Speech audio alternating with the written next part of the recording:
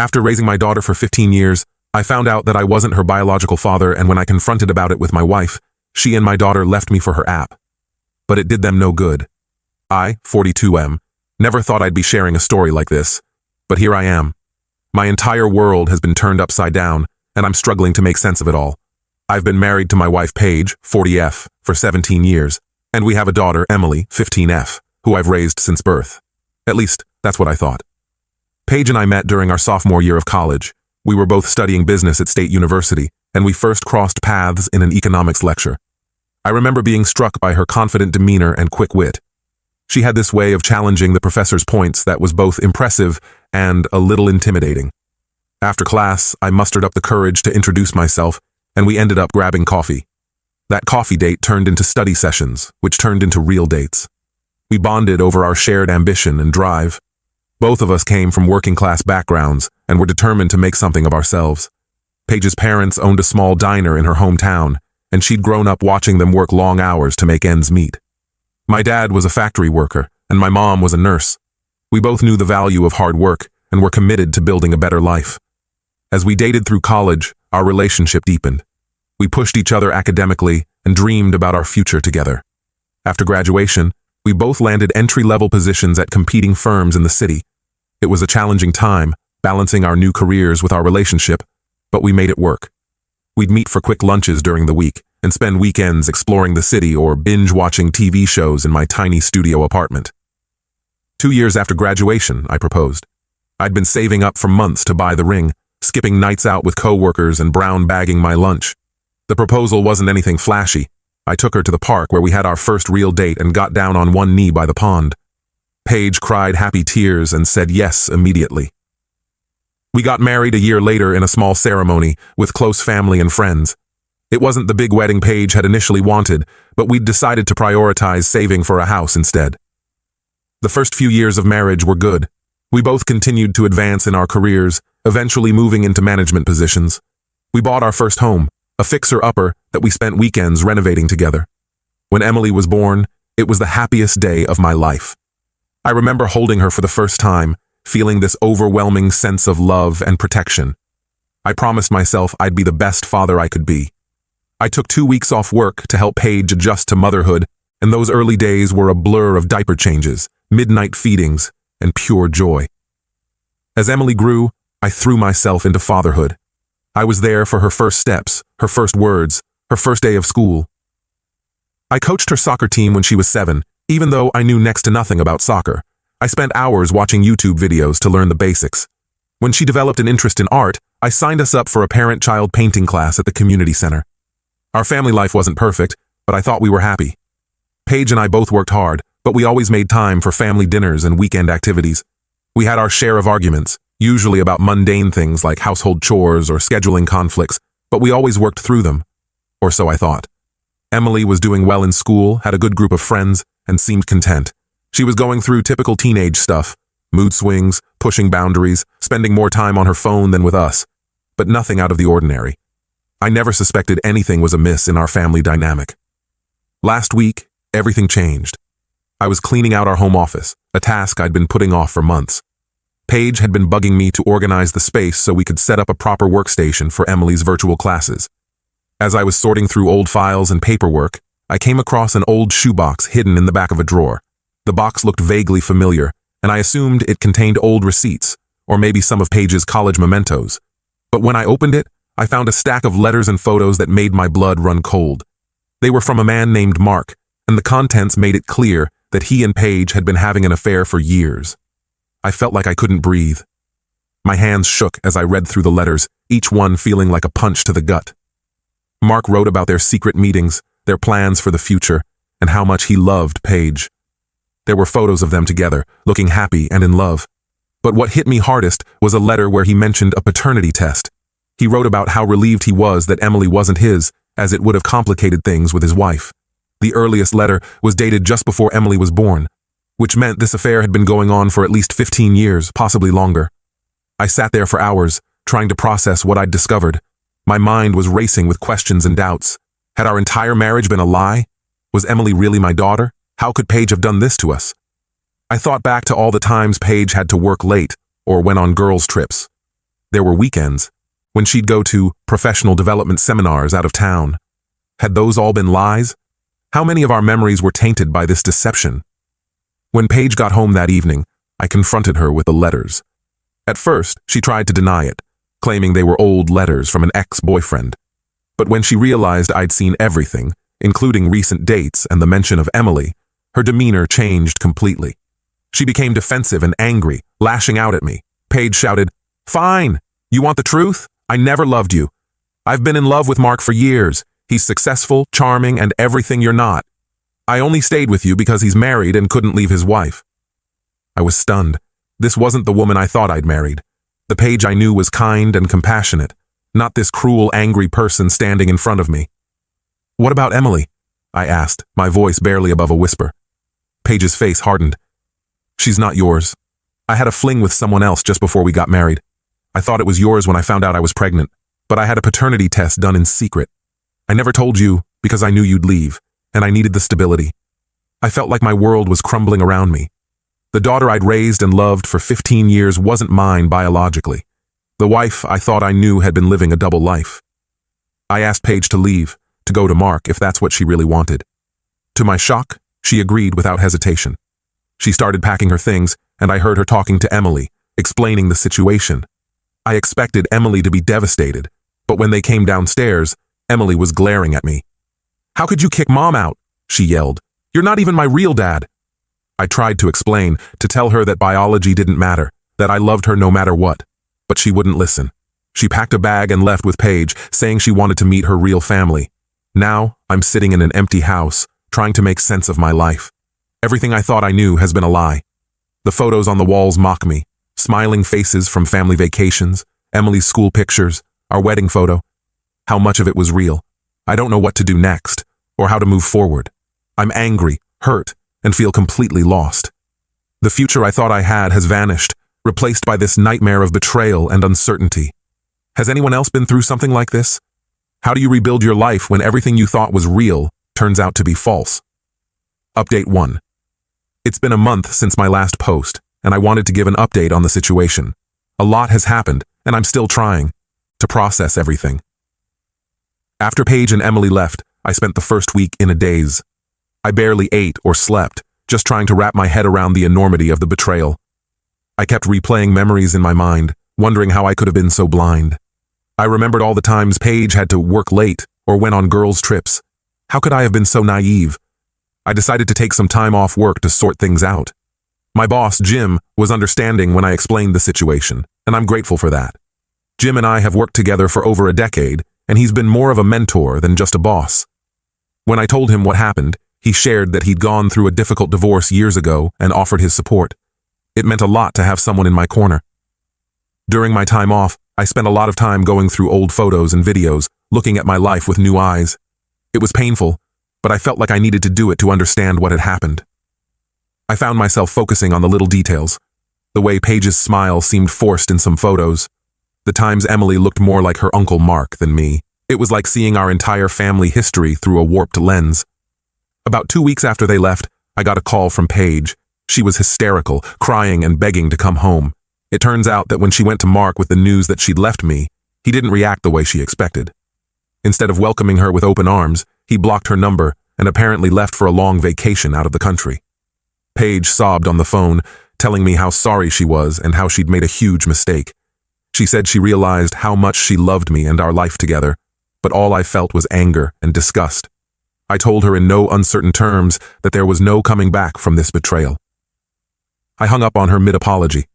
Emily called a few days later. She was calmer than Paige, but still upset. She asked if she could come home, saying she missed her room and her friends. I felt a mix of emotions hearing her voice. Part of me wanted to welcome her back with open arms, but another part felt hurt by how quickly she had dismissed our relationship. I told Emily that I loved her and always would, but that I needed some time. I explained that her words and actions had hurt me deeply, and that we couldn't just pretend nothing had happened. She got angry again, accusing me of abandoning her. It was a difficult conversation, and it ended with her hanging up on me. In the meantime, I've been trying to take care of myself. I joined a gym and have been working out regularly. It helps me sleep better and gives me something to focus on. The Physical exertion helps quiet my mind, if only for a little while.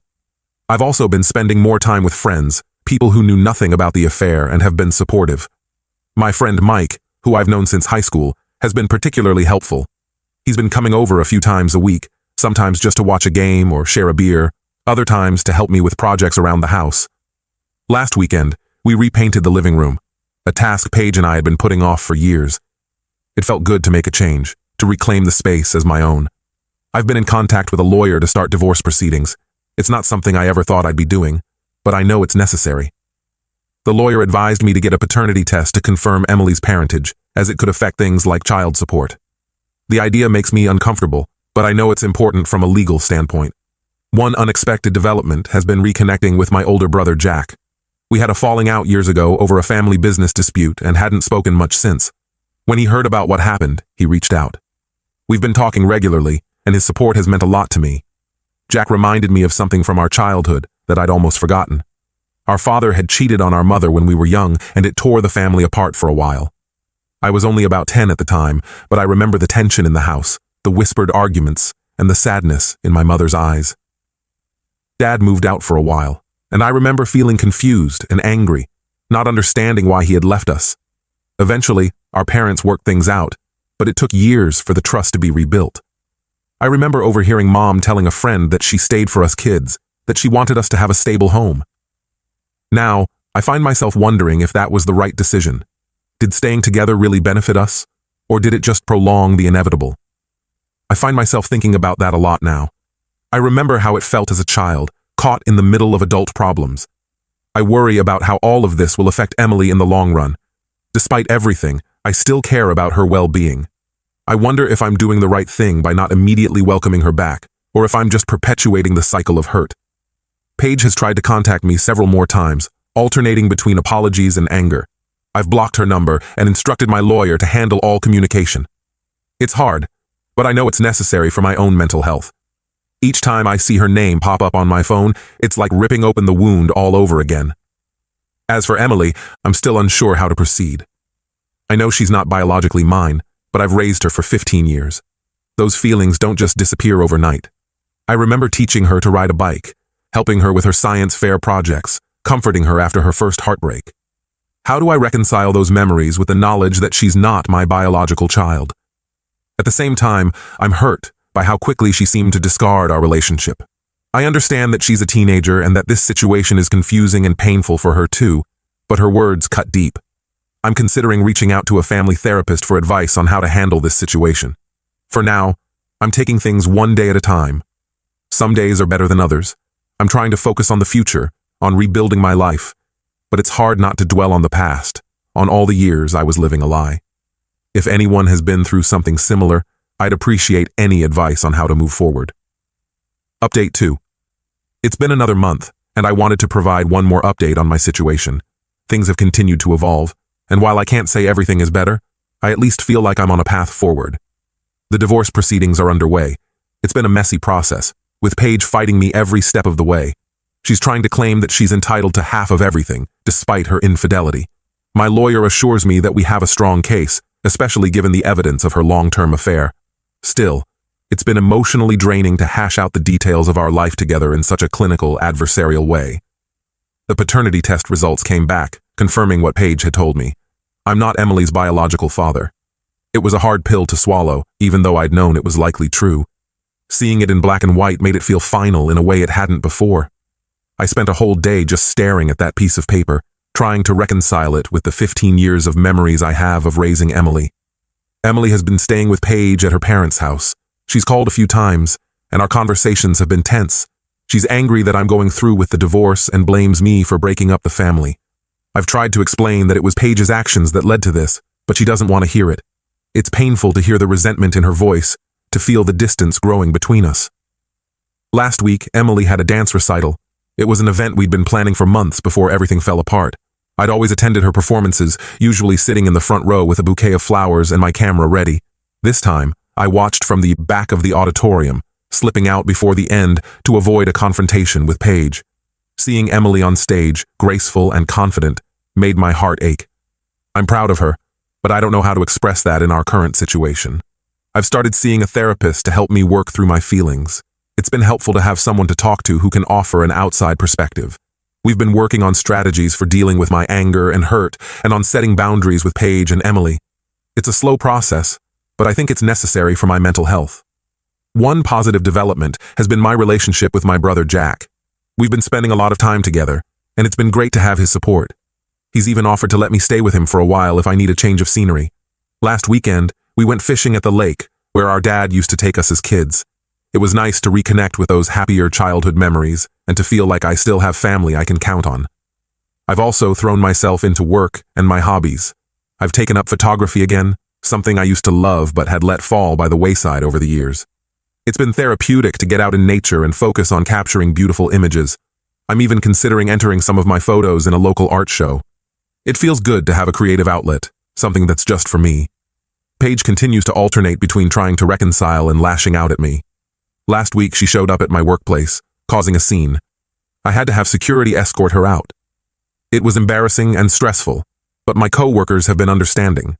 Jim, my boss, even offered to let me work from home for a while if I needed to. I appreciated the offer, but I think the routine of going to the office has been helping me maintain some sense of normalcy. As for the future, I'm still taking it one day at a time. I know I have a long road ahead of me, but I'm committed to moving forward.